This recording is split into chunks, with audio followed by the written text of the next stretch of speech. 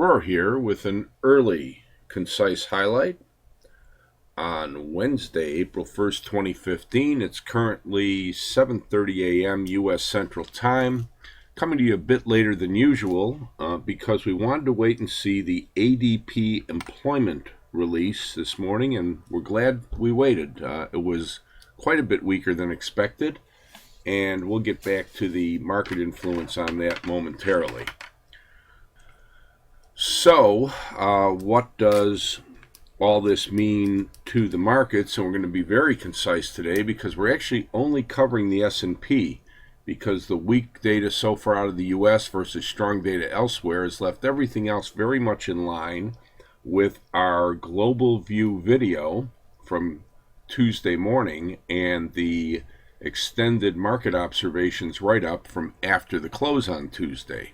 So here we are on Wednesday morning with an S&P that had been trading back up at around steady, maybe even just a bit lower, just below 2060 earlier, but as of right now is down to 2053.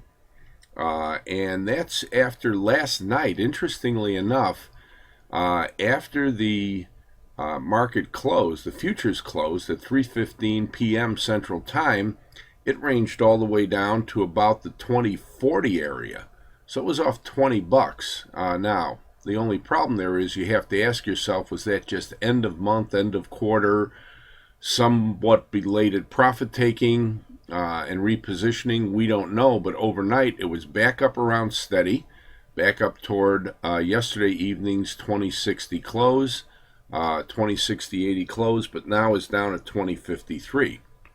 And that's important because as you would get back into 2050, there are reasons why on the short-term charts and on the intermediate-term charts, that's become somewhat of an interim support level and, just can't be ignored outright, even though the bigger support is back at 2040 to 36. Much below that, it would really confirm more heavily that it is failing into the whole lower range with interim support around 2020, but the big support's not until down around 2000.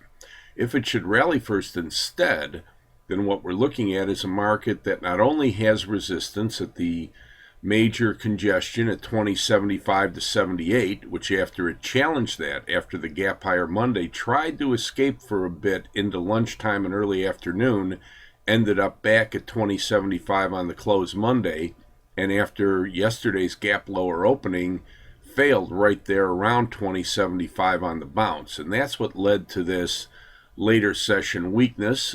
It also entailed a down break from about 2072.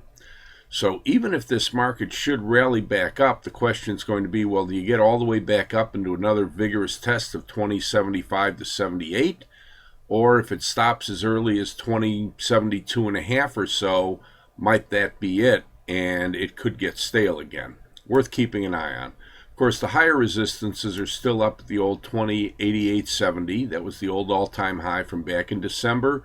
The market surged above and reacted back below, right into the 2078 to 75 area, going back a week ago Thursday on the back of the FOMC.